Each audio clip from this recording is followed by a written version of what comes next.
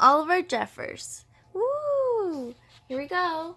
So, Oliver Jeffers was born in Port Hedland in Western Australia, and he actually moved to Belfast around 1979, where he grew up and learned how to paint and write.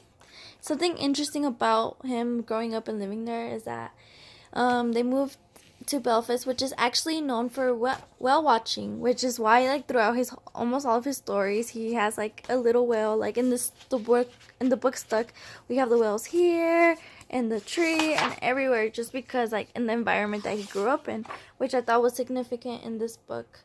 Not only that, but in all of his books, he makes sure to have a little picture of him when he was younger, and just a little flashback. And something interesting that I found about, it's like although he is a father and married, he says that it did not change his perspective of writing books and reading books, mainly because when he writes books, he he sees himself as a kid, and that's how he writes these books for. It's like for himself. And like a lot of people would be like, oh no, it's like for your kid, but no. And then something else that's interesting is, let me look for the page, sorry. It's that with almost all of his books, he makes sure to have like animals have features of like human traits or whatever, which shows like just his signature and style that he has, as well as he tries to hide an Easter egg in all of his books, which is like in this one it happens to be his head.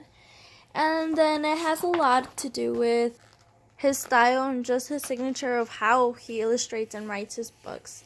And then also something else that I found interesting is that almost all of Oliver Jefferson's books, they're over in 30 languages, which I thought was like really interesting, like how he has that. And he also goes on tour a lot because he is an artist as well. And something that I thought was like funny and creative was how like in the books it's very symmetrical, like the words go with the pictures, but when you see his illustrations, his artwork, it makes you wonder and keep thinking like, oh, like think further than what you should. As well as what Oliver Jefferson thinks about his book, which is his quote. I quote him, and he says, "My books do not set out to impact wisdom or teach thinly veiled morals. Rather, they are made to entertain, perhaps until others the sense of wonder and curiosity I'm fortunate enough to remember as a child."